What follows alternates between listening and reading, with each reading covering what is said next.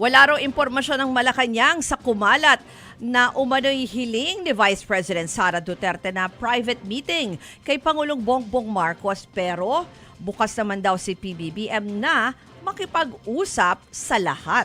Narito po ang report ni Maricel Halili.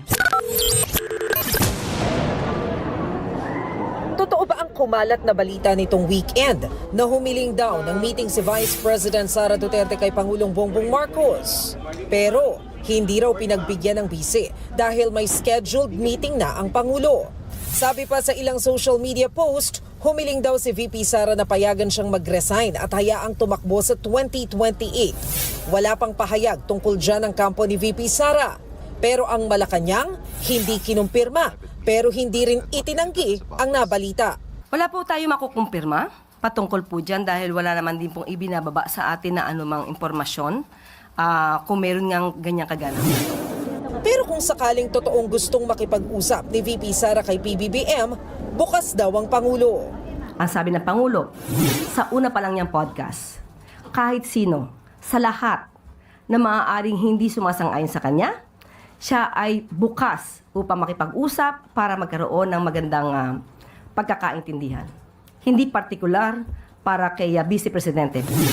Wala rin daw idea ang prosecution team sa impeachment trial ng Vice kaugnay sa umano'y meeting. Pero sakaling magkaroon nga ng usapan ng Pangulo at si VP Sara, tuloy pa rin ang prosecution team sa pagpapanagot sa Vice Presidente. Nandito tayo sa proseso ng pagpapalabas ng katotohanan and accountability. Sinusunod natin ang utos ng ating saligang batas na magkaroon ng isang accountability mechanism for certain higher officials. So kung merong mang usapin tungkol dyan sa mga trade-offs, iyan po ay wala sa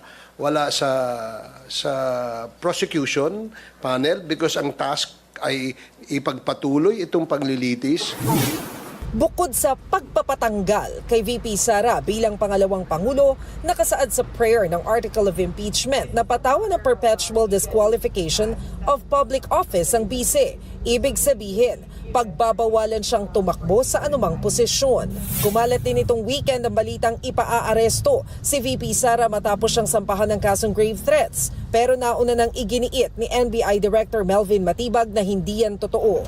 Wala namang pahayag ang defense team ni VP Sara kaugnay sa mga kumakalat na fake news. Nagbabalita mula sa Frontline, Maricel Halili, News 5. Mga kapatid, patuloy po kayong tumutok sa 105.9 True FM para sa totoong balita, impormasyon, music, and entertainment. Mag-subscribe sa aming YouTube channel at podcasts. At sundan nyo rin po kami sa Facebook, Instagram, X, TikTok sa True Network PH. Bisitahin din po ang aming website truefm.ph at panoorin kami sa True TV Signal Channel 19. Kami po ang 105.9 True FM.